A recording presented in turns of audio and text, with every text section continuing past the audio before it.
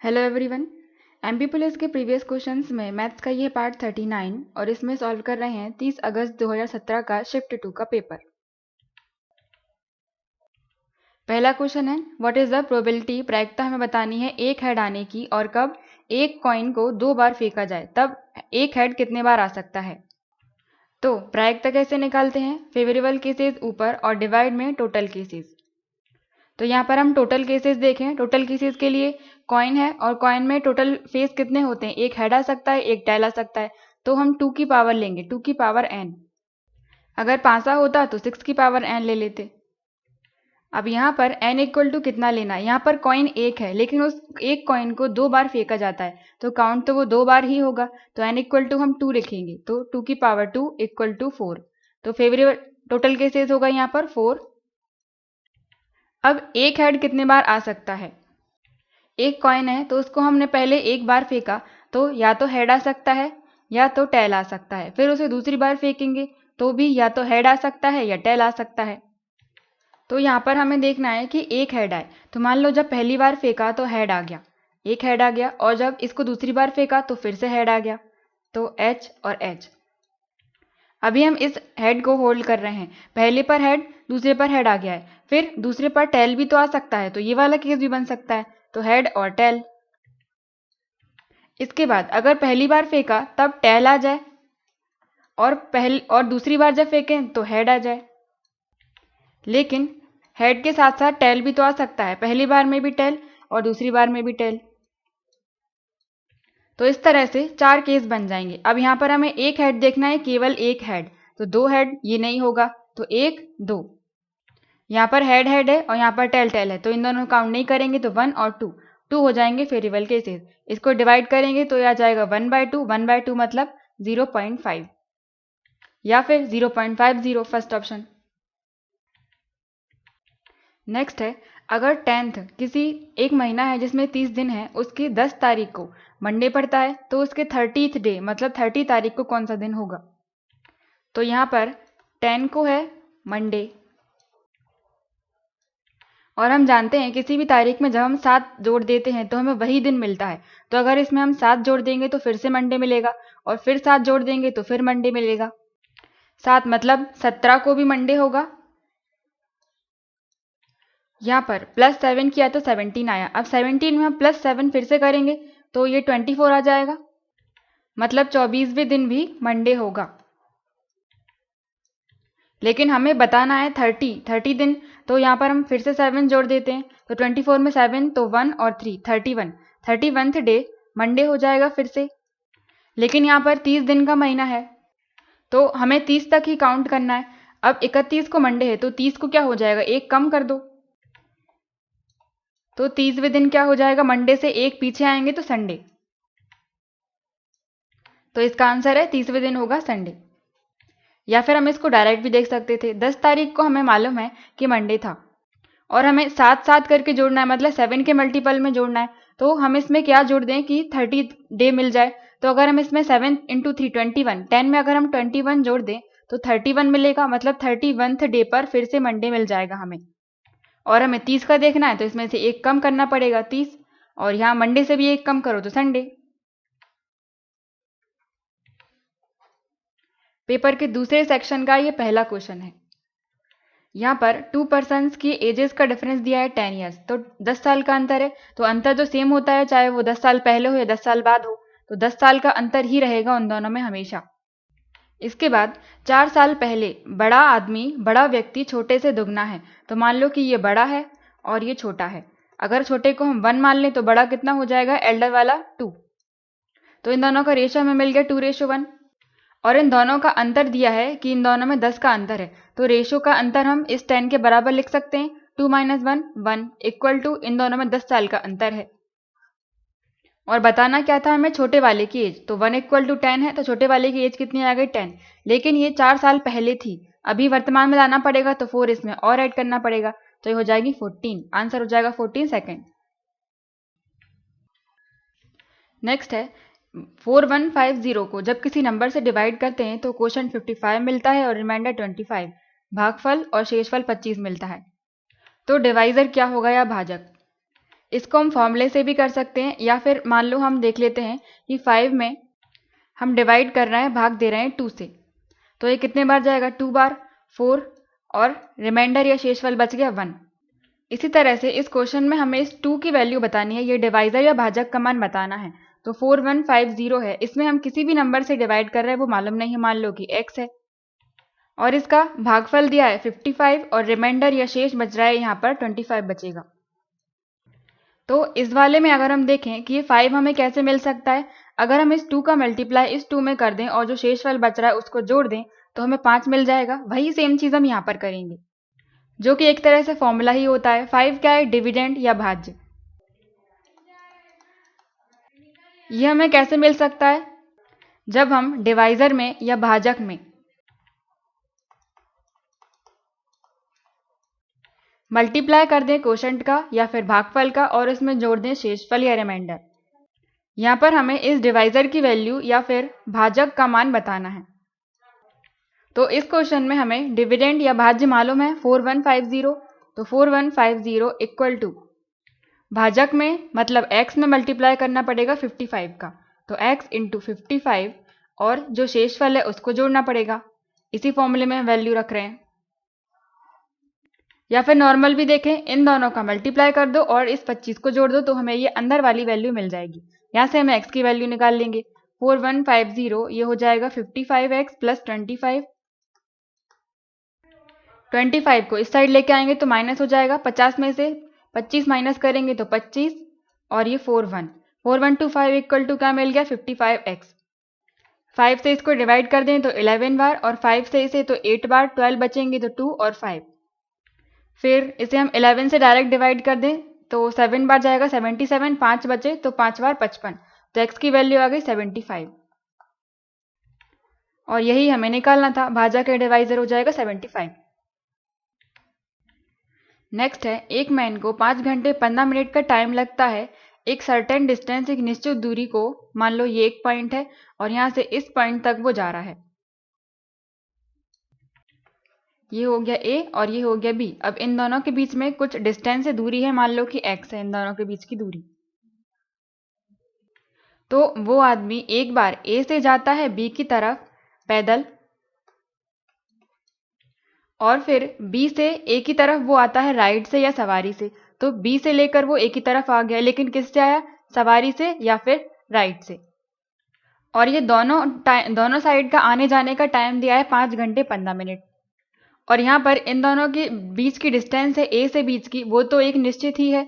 तो हम मान लेते हैं कि एक बार जब वो पैदल जा रहा था तो वो टाइम लगा, प्लस वापस से दोबारा आ रहा था तो सवारी वाला टाइम, दोनों को प्लस करके दिया है 5 घंटे 15 मिनट, प्लस सवारी का टाइम इक्वल दिया है 5 घंटे 15 मिनट। तो इसको हम, ये मिनट में दिया है, हम घंटे में चेंज कर लें, या फिर इस क्वेश्चन को हम डायरेक्ट भी कर सकते हैं। पैदल का और सवारी का टाइम दिया है इतना, और दूसरी बार उसे 2 घंटे गेन हो रहे हैं, मतलब 2 घंटे उसे कम लगेंगे। कैसे, राइड से, सवारी से। जब वो A से भी सवारी से जाए, वापस B से भी सवारी से वापस लौट कर आए, तो टाइम उसे 2 घंटे कम लगेंगे। यहाँ पर इंग्लिश में लिखा है गेन्स, लेकिन हिंदी में यहाँ पर केवल 2 घंटे का समय ही लिखा है, लेकिन इससे आंसर नहीं आएगा, ये गेन लेना पड़ेगा। 2 घंटे का टाइम नहीं लग रहा है, उसे 2 घंटे मिल गए हैं, और 2 घंटे कम मिलेंगे जब उसे 3 घंटे का टाइम लगा होगा। पहले कितने, 5 घंटे लग रहे थे, 5 घंटे 15 मिनट, अब उसे 2 घंटे मिल गए, मतलब एक्स्ट्रा मिल गए, मतलब 2 घंटे कम यूज किए होंगे तो 3 घंटे 15 मिनट लगे होंगे। तो हमें दोनों साइड का पैदल का टाइम बताना है, तो हम डायरेक्ट इन दोनों को जोड़ देंगे। 5 घंटे और 15 मिनट है, 2 घंटे और जोड़ दो इसमें, तो हो जाएंगे 7 घंटे 15 मिनट। जब भी इस तरह का क्वेश्चन आए तो हमें इन दोनों टाइम को प्लस कर देना है। इसको हम सॉल्व भी कर लेते हैं। पैदल का टाइम प्लस सवारी से आने का टाइम दिया है क्वेश्चन में 5 घंटे 15 मिनट, तो 5 घंटे तो हैं, 15 मिनट हैं, इसको हम घंटे में चेंज करेंगे, डिवाइड कर देंगे 60 से, तो ये 4 बार डिवाइड हो जाएगा 1/4, और 5 घंटे पहले से थे तो 5 प्लस 1/4 घंटे, ये हो जाएंगे, एलसीएम लेंगे तो 5 और 4 20, 21/4 मिल जाएगा। तो टाइम उसे लग रहा है 21/4 घंटे का, एक बार पैदल और दूसरी बार सवारी से। तो ये एक इक्वेशन बन गई। अब क्वेश्चन में देखें तो हमें पैदल का टाइम बताना है, दोनों साइड से अगर पैदल जाएगा तो उसे कितना टाइम लगेगा, और यहाँ पर पैदल का 1 का टाइम दिया है। अगर इस इक्वेशन में हम दोनों साइड 2 और 2 का मल्टीप्लाई कर दें तो 2 बार पैदल का टाइम हमें मिल जाएगा और 2 बार सवारी का दिया गया है तो हम माइनस कर देंगे। तो इसमें जब 2 का मल्टीप्लाई करेंगे तो 2 बार पैदल का टाइम हो जाएगा, प्लस इसमें भी 2 का, एक बार सवारी का टाइम था तो 2 बार सवारी का टाइम मिल जाएगा हमें, 2 सवारी का टाइम, 2 बार आने जाने का सवारी से, इक्वल टू इसमें 2 का मल्टीप्लाई करेंगे तो ये क्या हो जाएगा 21/4 है, इंटू 2 करेंगे तो 2 से ये 2 बार डिवाइड हो जाएगा, 21/2 बचेगा, 21/2 घंटे। ये हो गई दूसरी इक्वेशन। अब यहाँ पर हमें 2 बार सवारी का टाइम मालूम है, 2 घंटे उससे मिल रहे थे, मतलब 2 घंटे उससे कम लगे होंगे। 5 घंटे 15 मिनट में से 2 घंटे माइनस कर देंगे तो 5 - 2 3 बचेंगे, मतलब 3 घंटे और 15 मिनट लगे होंगे उसे सवारी से जाने में। मतलब ए से भी सवारी से जाए और लौट कर बी से भी सवारी से आए, तो 3 घंटे 15 मिनट। अब 3 घंटे तो हैं, 15 मिनट को हम घंटे में चेंज करेंगे, 60 से डिवाइड करेंगे वापस से तो मिल जाएगा 1/4, और 3 घंटे पहले से ही थे तो 3 + 1/4 घंटे, ये हो जाएगा 12 और 13/4,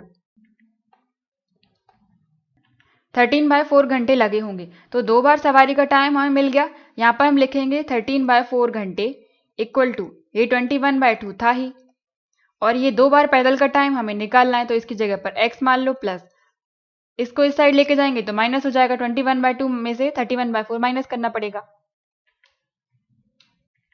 तो ये हो जाएगा x इक्वल टू 21/2 और 13/4 माइनस का हो जाएगा।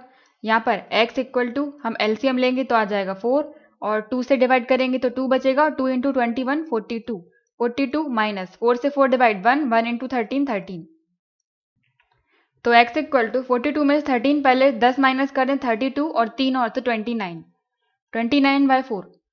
अब ये घंटे में आया है, इसको और डिवाइड करेंगे तो 7 बार डिवाइड हो जाएगा 28 और 1 बचेगा तो 1/4। तो यहाँ से हमें क्या मिला 7 घंटे, ये पूरा घंटे में मिला है हमें 7 घंटे और 1/4 घंटे। लेकिन अब इस 1/4 घंटे को हम मिनट में चेंज करेंगे तो वापस से हम 60 का मल्टीप्लाई कर देंगे, ये 15 बार डिवाइड हो जाएगा तो 7 घंटे और 15 मिनट आंसर हो जाएगा। आंसर है 4th ऑप्शन, 7 घंटे 15 मिनट। नेक्स्ट है, एक कंटेनर है, उसमें 10% मिल्क को पानी से बदल दिया और यह 3 बार किया जाता है, तो ऐसा करने के बाद उस मिक्सचर में प्योर मिल्क का कितना % है। तो हमें केवल मिल्क का परसेंटेज निकालना है, वाटर से हमें कुछ नहीं लेना है। मान लो कि पहले 100% था, तो पहली बार 10% मिल्क को हटा दिया, तो 10% हटा दिया तो 100 में से 10 माइनस करेंगे 90% बचेगा, तो इसका 90% बचा होगा बाद में, और परसेंट है तो डिवाइड में 100, क्योंकि इस 100 का हम 90% निकाल रहे हैं।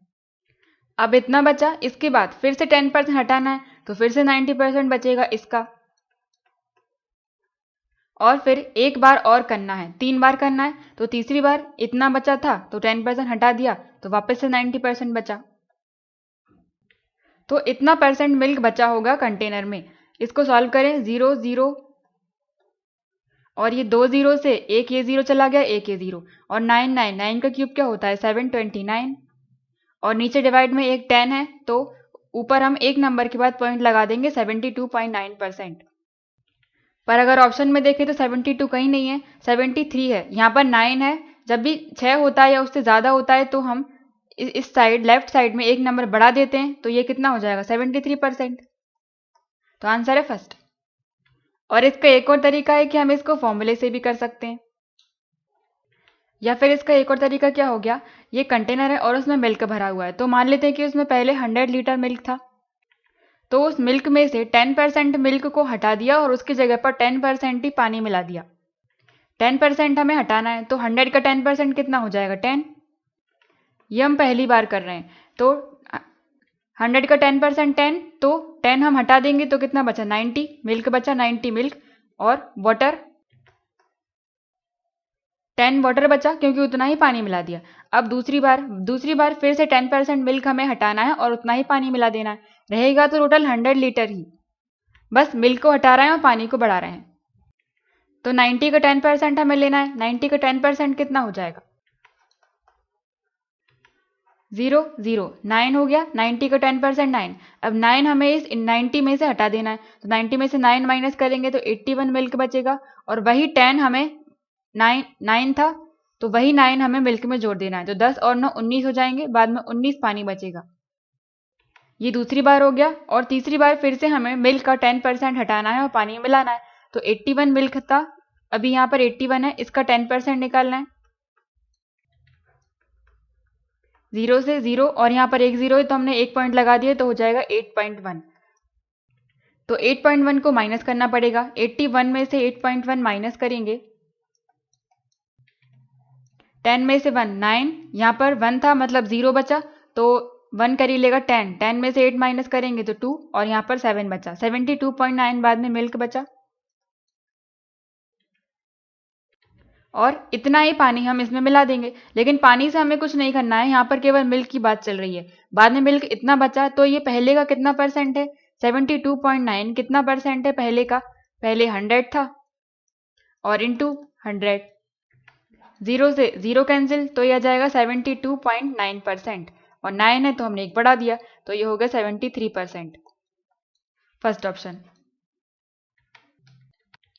नेक्स्ट है प्राइस ऑफ शुगर। शुगर की कीमत 4% कम हो जाती है तो सफिशिएंट टू बाय। पहले 18 किलोग्राम में जितनी चीनी खरीदी जा सकती थी, मतलब जितने रुपए में 18 किलोग्राम चीनी खरीदी जा सकती थी, तो अब कितने किलोग्राम चीनी खरीद सकते हैं उतने ही रुपए में। तो इसको हम परसेंट से सॉल्व कर सकते हैं। 4% की वैल्यू क्या होती है, 4 डिवाइडेड बाय 100, या फिर इसको 25 से हम डिवाइड करेंगे तो आ जाएगा 1/25। और नीचे वाला नंबर क्या होता है, टोटल। तो पहले कीमत थी 25 और अब एक कम हो गई है, तो अब कितनी बची होगी, 24, क्योंकि 4% कम हो रही थी 25 पर, एक कम हो गई तो 24 बची बाद में।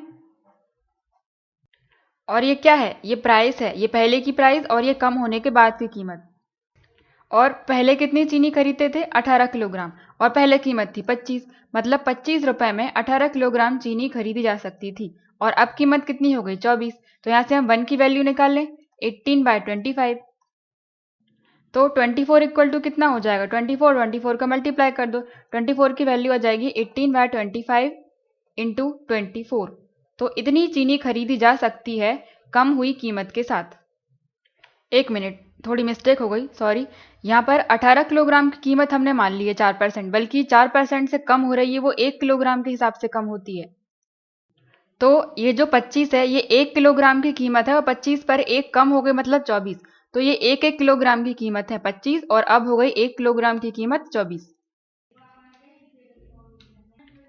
तो यहाँ से हम कह सकते हैं कि 1 किलोग्राम की कीमत पहले कितनी थी, 25 रुपए, और वो खरीद कितने रहे थे, 18 किलोग्राम। तो 18 किलोग्राम की कीमत कितनी हो जाएगी, 18 इंटू 25।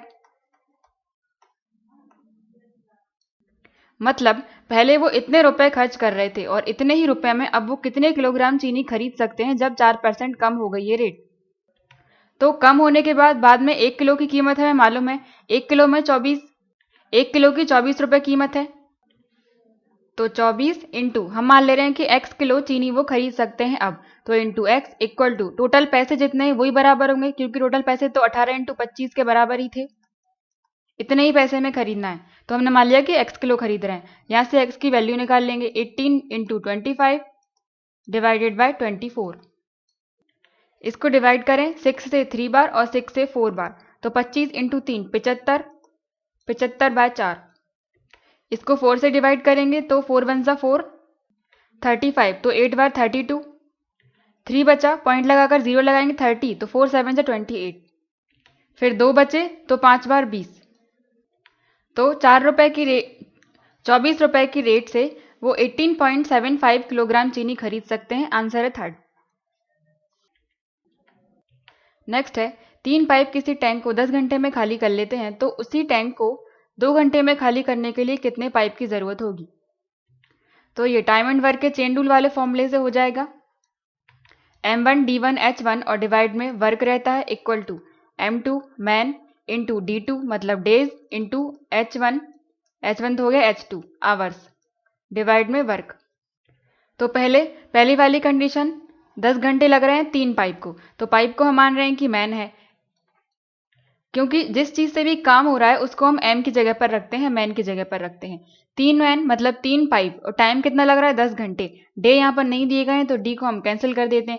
घंटे लग रहा है 10 घंटे इक्वल टू, दूसरा वाला केस क्या है, उसी टैंक को 2 घंटे में खाली करना है तो कितने पाइप की जरूरत होगी।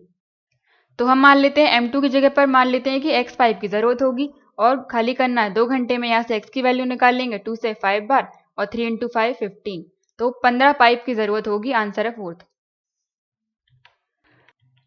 नेक्स्ट है, एक पेपर शीट का एरिया और पेरीमीटर, क्षेत्रफल या परिमाप दिया गया है। यहाँ पर क्षेत्रफल है 240 और परिमाप पेरीमीटर है 68, तो उनकी लंबाई चौड़ाई क्या होंगी।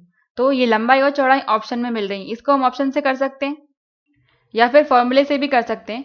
सबसे पहले एरिया दिया है, एरिया क्या होता है फॉर्मूले का, शीट का। शीट क्या है, लंबाई और चौड़ाई की बात चल रही है मतलब वो आयत होगा, तो उसका एरिया कैसे निकाल सकते हैं, लंबाई और चौड़ाई दोनों का मल्टीप्लाई कर दें और इसकी वैल्यू दी गई है 240।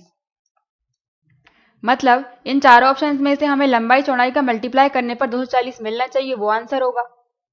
और दूसरा, यहाँ पर परिमाप या पेरीमीटर दिया है, पेरीमीटर का फॉर्मूला क्या होता है, 2 इंटू लेंथ प्लस ब्रेड्थ को प्लस करते हैं।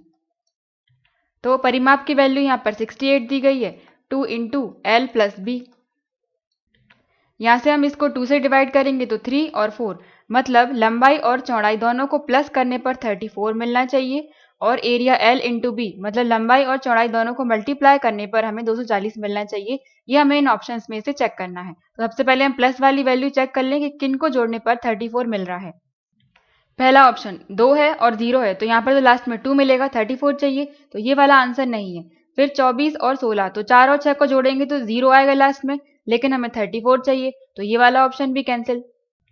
और थर्ड में 20 और 14 को जोड़ेंगे 34 मिल रहा है, ये हो सकता है आंसर। और 24 और 10 ये भी 34 हो रहा है, तो ये हो सकता है आंसर। ये वाली कंडीशन चेक कर ली। अब हम ये वाली कंडीशन चेक करते हैं, दोनों को मल्टीप्लाई करने पर 240 आना चाहिए। पहले इस वाले में चेक करते हैं, 20 इंटू 14, 14 इंटू 28 और 280, लेकिन हमें 240 चाहिए, तो ये भी आंसर नहीं है, तो बचा केवल ये फोर्थ वाला हमारा आंसर हो जाएगा। इसको चेक करें, 24 इंटू 10, ये आ जाएगा 240, तो ये हमारा आंसर है फोर्थ ऑप्शन। लेकिन यहाँ पर करेक्ट आंसर ये 20 और 14 दिया गया है, मतलब थर्ड ऑप्शन। लेकिन थर्ड ऑप्शन हो ही नहीं सकता है, क्योंकि एरिया यहाँ पर साफ साफ दिया है 240 है। अगर हम इन दोनों का मल्टीप्लाई करेंगे तो 240 आना चाहिए, लेकिन नहीं आ रहा है, इसका मतलब ये गलत दिया है। इसका आंसर फोर्थ वाला ही होगा, गलत दिया है इसमें आंसर। नेक्स्ट है, राम 6 आम खरीदता है, जो कि वेंडर बेच रहा था, तो मतलब राम ने तो खरीदे हैं, तो ये उसके लिए कॉस्ट प्राइस हो जाएगी। तो यहाँ पर हम कॉस्ट प्राइस देखें, उसने 2 रुपए में 3 खरीदे, 2 रुपए में 3 आम। इस तरह के क्वेश्चन हमेशा हम एक आम को, मतलब जिसकी भी कीमत दी गई होती है, हम यूनिट मानकर उसको सॉल्व करते हैं। तो 3 आम की कीमत 2 रुपए थी, एक आम की कितनी हो जाएगी, 2/3। तो एक आम उसने 2/3 की रेट से खरीदा होगा 2/3 रुपए में, तो कॉस्ट प्राइस कितनी हो गई, 2/3। ये एक आम के लिए ले रहे हैं। और सेलिंग प्राइस, उसने उन आम को बेचा कितने की रेट से, 3 रुपए में, 3 रुपए के 2 आम, 3 रुपए के 2 आम, तो हम एक मैंगो की कीमत निकाल लेते हैं, 3/2। 3/2 में उसने एक मैंगो खरीदा होगा, तो ये हो गई सेलिंग प्राइस। इसके बाद हमें कॉस्ट प्राइस और सेलिंग प्राइस बतानी है 6 मैंगोज की। उसने 6 खरीदे थे और 6 ही बेच दिए, तो ये हमने एक की कीमत निकाली थी, तो 6 की क्या हो जाएगी, इसमें 6 और 6 का मल्टीप्लाई कर दो, तो ये हो जाएगी कॉस्ट प्राइस। 3 से डिवाइड करेंगे 2 तो 4, और 2 से डिवाइड करेंगे तो 3, 3 इंटू 3 9, तो 6 आम का क्रय मूल्य हो गया 4 और सेलिंग प्राइस हो गई 9, थर्ड ऑप्शन। नेक्स्ट है, 32 को हमें 2 पार्ट में डिवाइड करना है, और इस तरह से कि बड़ा वाला पार्ट को जब हम छोटे से डिवाइड करें तो क्वोशंट 2 बचना चाहिए और रिमाइंडर या शेषफल 5 बचना चाहिए। तो वो 2 पार्ट या 2 संख्याएं क्या होंगी, हमें इन चारों ऑप्शंस में से बताना है। तो 32 को हमें डिवाइड करना है 2 में, इसका मतलब जब दोनों को प्लस करेंगे तो 32 आना चाहिए। तो हम ऑप्शन से चेक कर सकते हैं, 5 और 2, ये 32 तो कैसे भी नहीं आएगा। 23 और 9, ये 32 आ रहा है। 32 और 9, ये तो पहले ही 32 है, तो ये भी नहीं हो सकता और ये भी नहीं हो सकता, तो आंसर हो जाएगा सेकंड। या फिर हम इसको ऐसे भी कर सकते हैं कि 2 पार्ट में डिवाइड करना है, तो मान लिया कि एक x है और दूसरा क्या होगा, 32 माइनस एक्स। अब इन दोनों में से मालूम नहीं है कि कौन सा छोटा है और कौन सा बड़ा है, तो हम किसी को भी मान लेते हैं कि यह है बड़ा वाला। तो इस बड़े पार्ट में हम डिवाइड करेंगे किससे? छोटे से। छोटे से डिवाइड कर रहे हैं मतलब x यहाँ आएगा, और कोशंट या भागफल कितना था? 2, और शेषफल बच रहा है 5, यहाँ पर कहीं 5 बचेगा। तो फॉर्मूला क्या बन जाता है? जो अंदर नंबर लिखा हुआ है वो बराबर हो जाता है किसके? x और 2। जो नंबर यहाँ लेफ्ट और राइट साइड लिखे हैं तो दोनों को मल्टीप्लाई करो और जो शेषफल बच रहा है उसको जोड़ दो। तो 2 इंटू एक्स 2x, और शेषफल जो बच रहा है उसको जोड़ देंगे। ये फॉर्मूला बन गया। यहाँ से हम x की वैल्यू निकालेंगे। इस x को यहाँ ले जाएं और इस 5 को इस साइड लेके आते हैं। तो 32 में से 5 माइनस करेंगे 27 बचेंगे, इक्वल टू 2x था, ये एक x और आ जाएगा तो 3x हो जाएंगे। 3 से इसको डिवाइड करेंगे तो 9, x की वैल्यू यहाँ से हमें मिल गई 9। एक पार्ट मिल गया 9 जो हमने x माना था, तो दूसरा क्या हो जाएगा? 32 माइनस 9, ये हो जाएगा 23। तो पहला हो जाएगा 9 और दूसरा हो जाएगा 23। Second option. नेक्स्ट है इक्विलेटरल ट्राइंगल या समबाहु त्रिभुज की साइड्स को 20% बढ़ा दिया जाता है तो उसका एरिया या क्षेत्रफल कितना % बढ़ जाएगा? तो इसमें एक तरीका तो ये हो गया, हम फॉर्मूले से कर सकते हैं x प्लस वाई। अगर बढ़ रहा है तो हम x और y के आगे प्लस लगाते हैं, घट रहा है तो माइनस लगा देते हैं। तो बढ़ रहा है तो प्लस का x प्लस का y plus x y into में है ये और डिवाइड में 100। तो यहाँ पर x 20 और y मतलब वो भी 20 ही है, क्योंकि समबाहु त्रिभुज की सारी साइड्स बराबर होती हैं। तो ये हो जाएगा 20 इंटू 20 डिवाइड बाय 100। ये 2 जीरो से 2 जीरो कैंसिल, ये हो जाएगा 40 और 2 इंटू 2 4, तो हो जाएगा 44% एरिया बढ़ जाएगा सेकंड। या फिर हम इसको ऐसे भी कर सकते हैं, साइड को कितना 20% बढ़ा रहे हैं। 20% की वैल्यू क्या होती है? 1/5। 20 डिवाइड बाय 100 तो 1/5 मिलेगा। मतलब पहले 5 थी और एक बढ़ गई, तो पहले 5 थी, एक बढ़कर बाद में कितनी हो गई? 6। और समबाहु त्रिभुज इक्विलेटरल ट्राइंगल का एरिया क्या होता है? a² इंटू में √3 और डिवाइड में 4। यहाँ पर a क्या है? उसकी साइड जो कि 5 है, पहले 5 थी बढ़कर 6 हो गई। तो पहले हम एरिया निकालें, कितना हो रहा है? a², तो a कितना है? 5, 5 का स्क्वायर 25, और √3 5/4 ये कॉमन पार्ट है, इसको हम नहीं लिख रहे हैं क्योंकि वो कैंसिल ही हो जाएगा। या फिर अगर साथ में √3/4 लिखकर सॉल्व करेंगे तब भी इतना ही आएगा। बाद में साइड हो गई 6, तो a² है 6 का स्क्वायर 36। पहले इतना था, बाद में इतना हो गया, तो कितना बढ़ गया? 11 का बढ़ गया। और हमें किससे लेना है? पहले वाले से लेना है, तो डिवाइड में 25 और परसेंट निकालना है तो इंटू 100। इतना % बढ़ जाएगा। 25 से 4 बार डिवाइड और 11 इंटू 4 44%। तो आंसर है 44, सेकेंड ऑप्शन। नेक्स्ट है बाय सेलिंग अ वॉच। एक घड़ी को 840 रुपए में बेचा जाता है तो 4% का लॉस होता है। तो अगर उसे 875 रुपए में बेचा जाए तो लॉस या प्रॉफिट % कितना होगा? तो हम इसकी पहले वाली कीमत मान लेते हैं, कॉस्ट प्राइस 100%, और पहले वो इतने रुपए में बेच रहा है, 4% का लॉस हो रहा है। 4% का लॉस मतलब 100 में से 4 को माइनस कर दो, 96% में बेचा होगा, और बेचने की कीमत हमें मालूम है 840। ये % में सेलिंग प्राइस और ये रुपए में सेलिंग प्राइस, इसलिए इक्वल हो गया। यहाँ से 1% की वैल्यू हम निकाल सकते हैं, 840 डिवाइड में 96 लिख दो। तो यहाँ से हम 100% की वैल्यू निकालेंगे। 1% इक्वल टू इतना है, तो 100% कितना हो जाएगा? यहाँ पर भी 2 जीरो लगा दो। 100% इक्वल टू, यहाँ पर भी हम 100 का मल्टीप्लाई कर देंगे इंटू 100। तो ये हमें मिल जाएगी कॉस्ट प्राइस। इसको हम 4 से डिवाइड करें तो 2 और 4, 4 से इसको तो 2 बार, 1 बार और 0, फिर 2 से 1 और 2, 2 1 जा 2, 1 है तो डिवाइड नहीं होगा तो पहले 0 लगा दिया, और 5 बार 10, फिर 3 से 4 बार, और 3 से 3 3 जा 9 और 3 5 जा 15, ये 4 है और 100, 4 ये 100 से डिवाइड हो जाएगा 25 बार।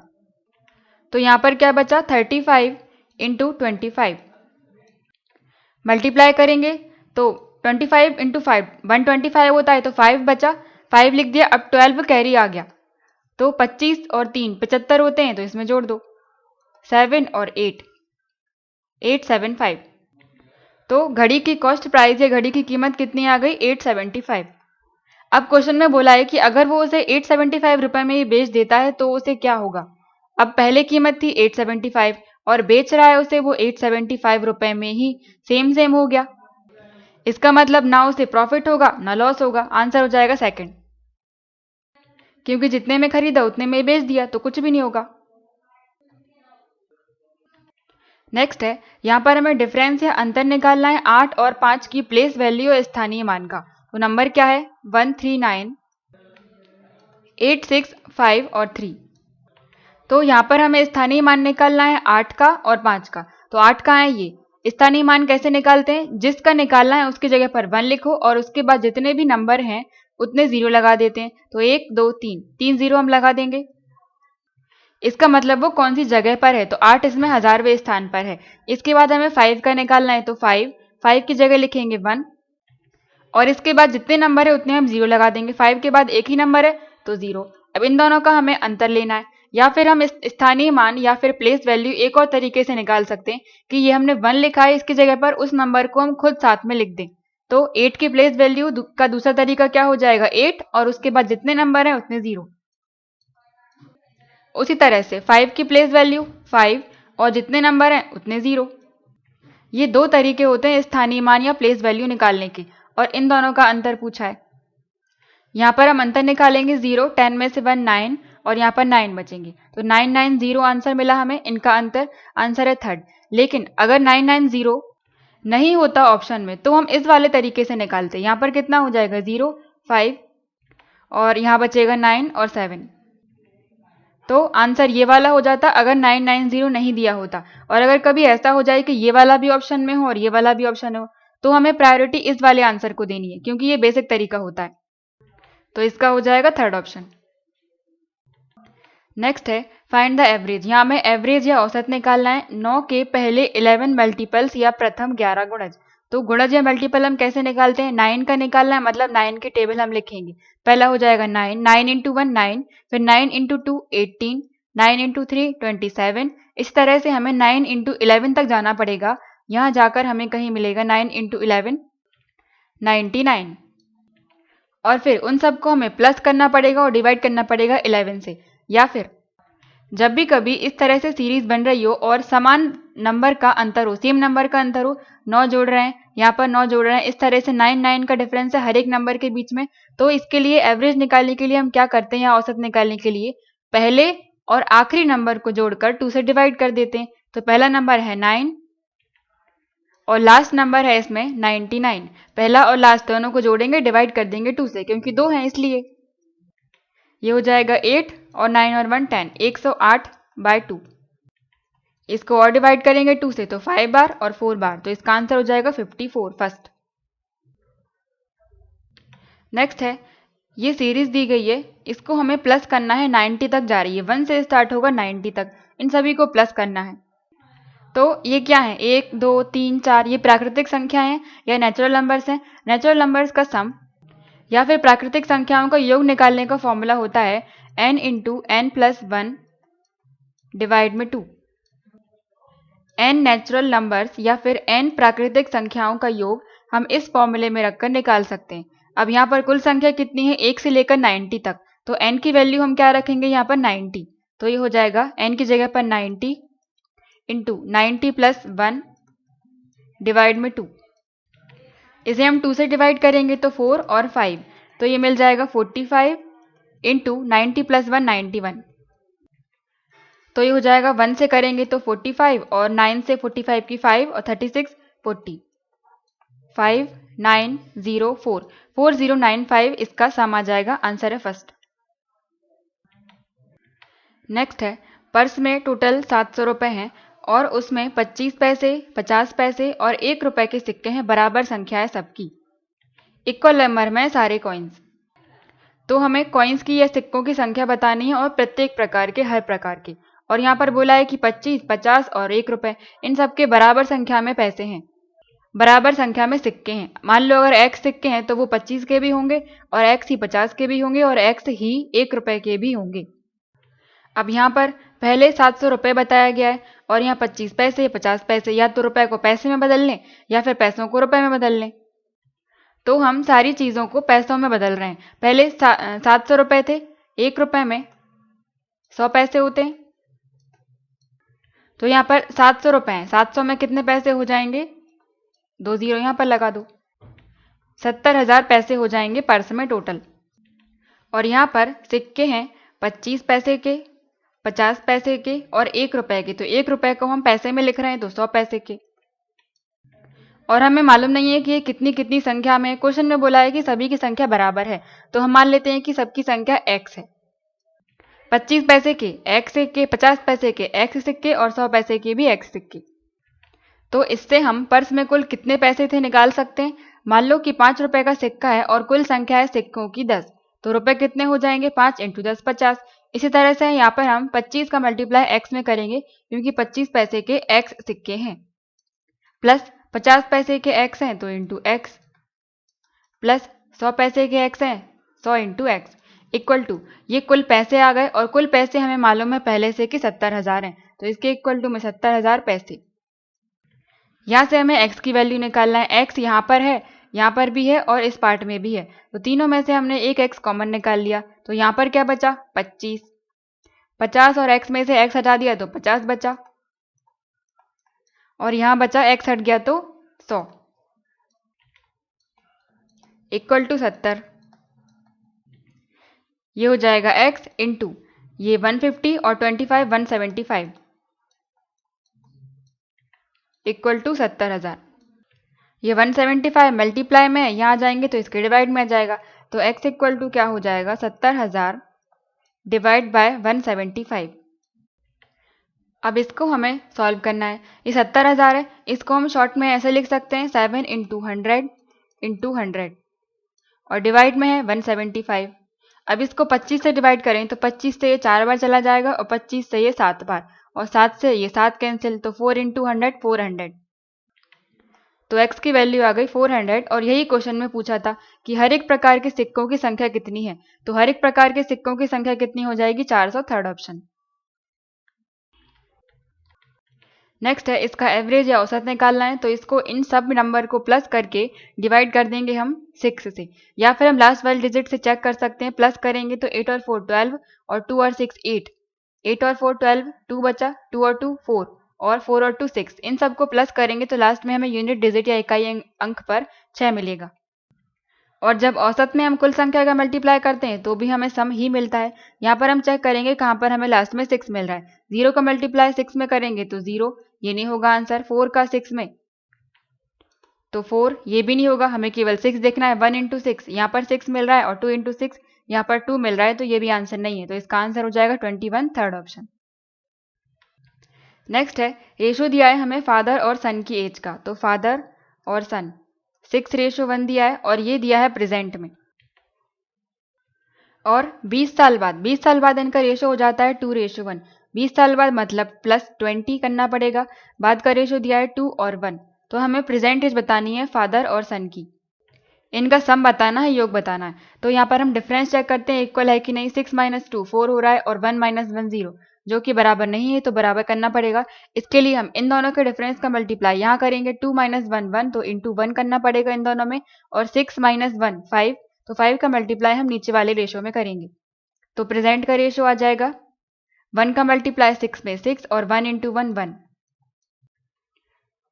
और 20 साल बाद रेशो कितना हो जाएगा, 2 × 5 10, और 1 × 5 5। अब यहाँ पर इन दोनों के बीच का डिफरेंस सेम है।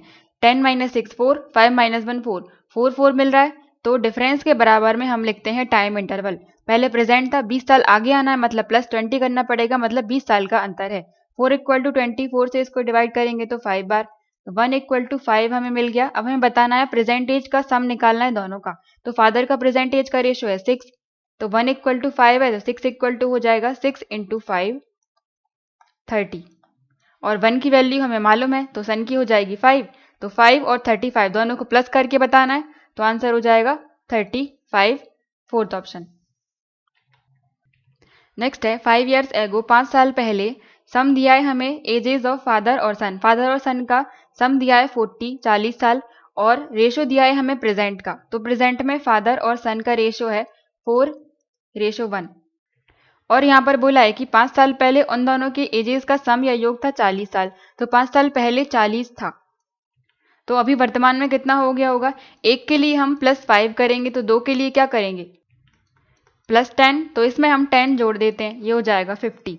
तो अभी वर्तमान में उन दोनों का सम हो जाएगा 50। और वर्तमान का रेशियो हमें मालूम है, तो इन दोनों को प्लस करके 50 के बराबर में लिख सकते हैं हम। 4 + 1 5 = 50। 5 से इसको डिवाइड करेंगे तो 10, 1 = 10। और हमें फादर की एज, पिता की एज बतानी है, तो उनका रेशियो था 4, तो 1 = 10 है, तो 4 हो जाएगा 4 × 10, 40 ईयर्स। आंसर है फर्स्ट। नेक्स्ट है राम और श्याम। राम और श्याम किसी काम को 15 और 30 दिन में, तो राम को टाइम लग रहा है 15 दिन का और श्याम को लग रहा है 30 दिन का, और ये है टोटल डेज उन्हें लग रहे हैं वो। और इसके बाद वो अल्टरनेट डेज पर काम कर रहे हैं, तो इस काम को खत्म करने में कितने दिन लगेंगे। अल्टरनेट डेज कर रहे हैं मतलब एक एक करके कर रहे हैं। सबसे पहले इसमें बोला है कि राम से स्टार्ट हो रहा है, सबसे पहले दिन राम ने काम किया होगा और एक एक दिन छोड़कर काम कर रहे हैं। पहले राम करेगा, फिर श्याम, फिर राम, फिर श्याम, इस तरह से। तो पहले दिन राम ने काम किया, फिर दूसरे दिन फिर से श्याम आ जाएगा, फिर तीसरे दिन फिर से राम काम करेगा और चौथे दिन फिर से श्याम काम करेगा। इसी तरह से सीरीज चलती जाएगी। तो कितने दिन लग जाएंगे इसे खत्म करने में। तो यहाँ पर हम टोटल वर्क निकालें, 15 और 30 का एलसीएम लेंगे, एलसीएम आ जाएगा 30। ये हो गया कुल काम।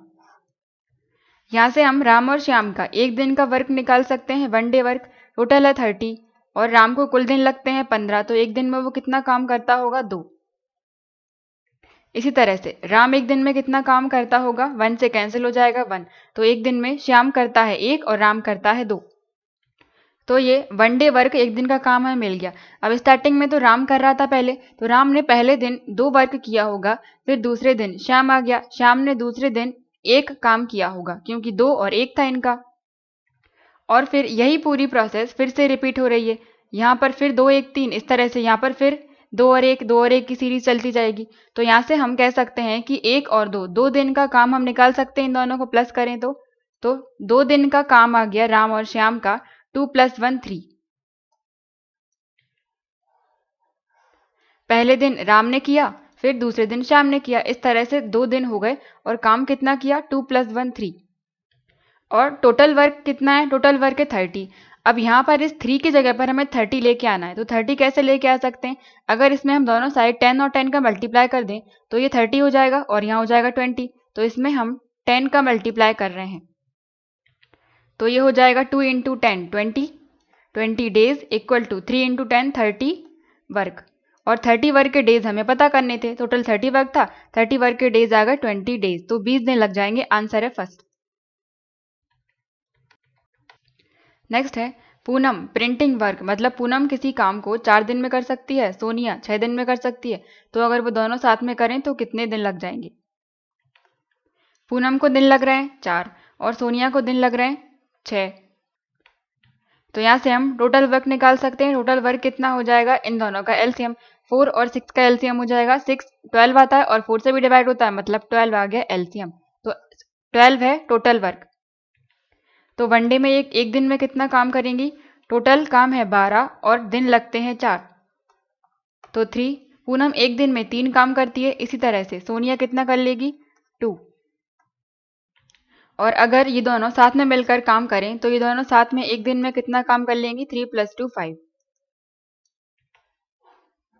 और कुल वर्क है 12, तो टोटल कितने दिन लग जाएंगे, तो 12 ÷ 5, 12/5 डेज लग जाएंगे। या फिर इस इक्वेशन से हम निकालें कि वर्क है 12 वर्क लेके आना है हमें, इस 5 की जगह पर 12 लाना है। सबसे पहले यहाँ पर इसको हम डिवाइड कर दें, 1/5 डेज = 1 W। अब इस 1 की जगह पर 12 लेके आना है, तो 12 का मल्टीप्लाई कर दो दोनों साइड, ये हो जाएगा 12/5 डेज = 12 वर्क, मतलब 12 वर्क करने के लिए उन्हें लगेंगे 12/5 डेज। वही हमने यहाँ पर निकाला था। इसको और सॉल्व कर दो, 5 से 2 बार 10, तो 2 बचेंगे, 2 कंप्लीट 2/5 डेज लग जाएंगे। आंसर है फर्स्ट। नेक्स्ट है फादर दुगना है सन की, तो फादर और सन, अगर सन को हम 1 मान लें तो फादर दुगना है, तो फादर या पिता कितने हो जाएंगे, 2, तो इनका रेशो आ गया प्रेजेंट का 2:1। इसके बाद 10 साल पहले फादर 3 गुने थे, 3 टाइम्स थे।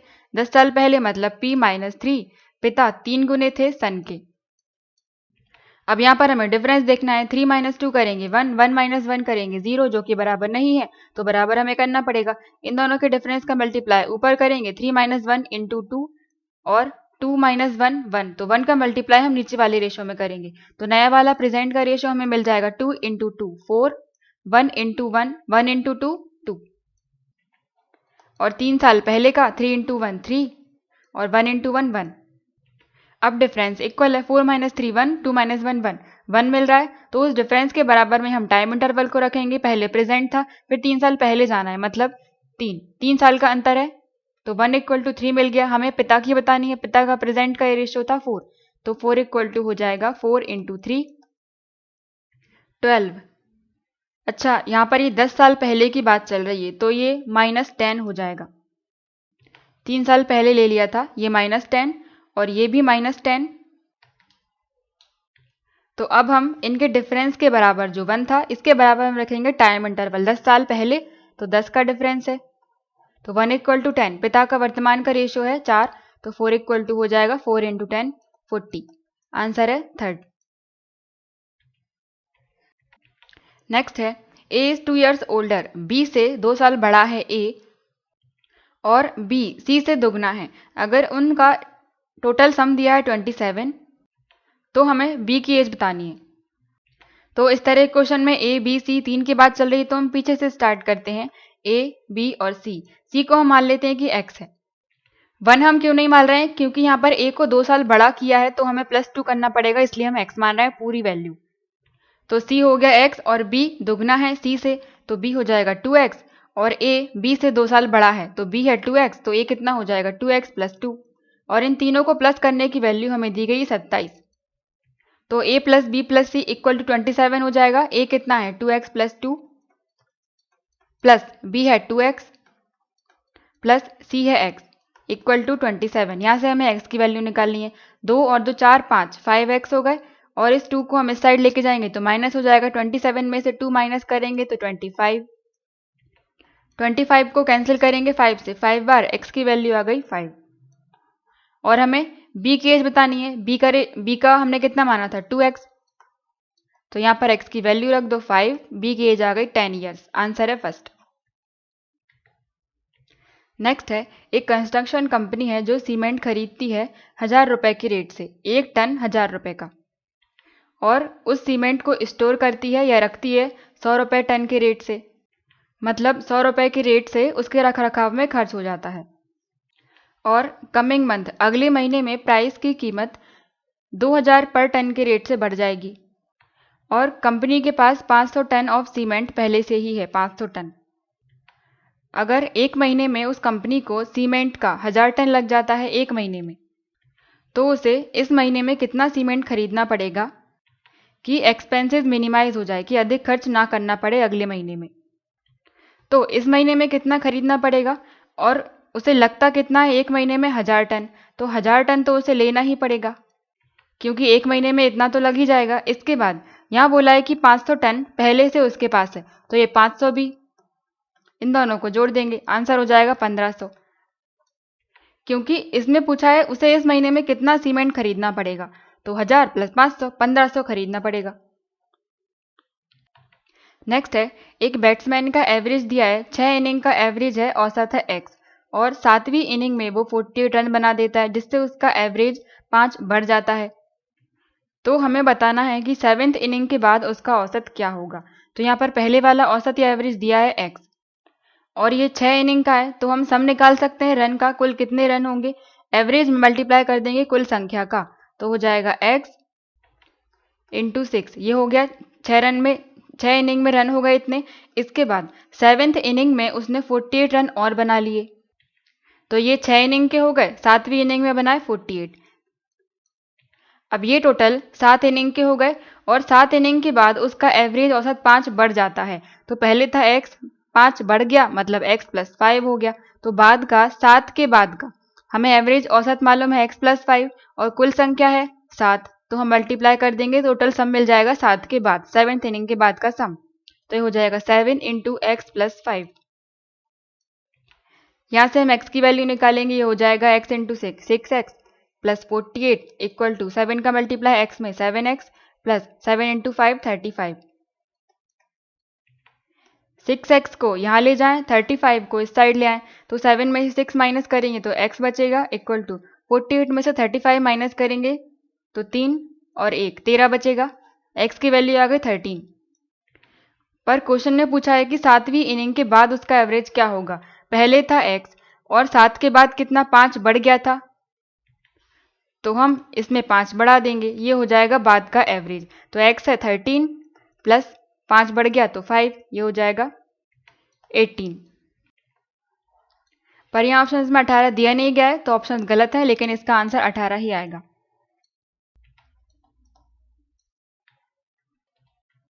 नेक्स्ट है थर्ड सेक्शन का ये पहला क्वेश्चन। यहाँ पर हमें अर्थमेटिक मीन या समांतर माध्य बताना है। यहाँ पर कॉस्ट दी गई है, कीमत दी गई है और नंबर ऑफ पेन दिए गए हैं। अब नंबर ऑफ पेन कैसे, ये अलग अलग टाइप के पेन होंगे। कोई पेन होगा तो उसकी संख्या है 1 और कीमत है 30, या फिर हम ऐसा कहते हैं कि 30 रुपए वाला एक पेन खरीदा, 35 रुपए वाले 2 पेन खरीदे और 20 रुपए वाले 3, 10 वाले 4 और 5 रुपए वाले 5 पेन खरीदे।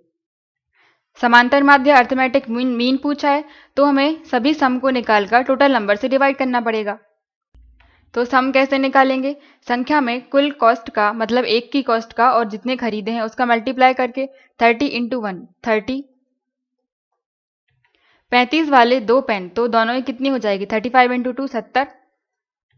इसी तरह से 20 into 3 60 plus 10 into 4 40 plus 5 into 5 25। अब ये सम आ गया, इसमें हम डिवाइड करेंगे टोटल नंबर से, कुल संख्या से। तो कुल संख्या कितनी है 1 2 और 3 6 4 10 और 5 15। इनको प्लस करेंगे तो पीछे आ जाएगा 5, 2 और 4 6, 6 और 6 12, 12 और 7 19 और 3 22। और इसको डिवाइड करें तो 225 15 का वर्ग होता है तो 15 ये 15 बार डिवाइड हो जाएगा, तो इसका आंसर हो जाएगा 15, सेकंड ऑप्शन। इसके आगे क्वेश्चन हम नेक्स्ट वीडियो में देखेंगे। Thank you.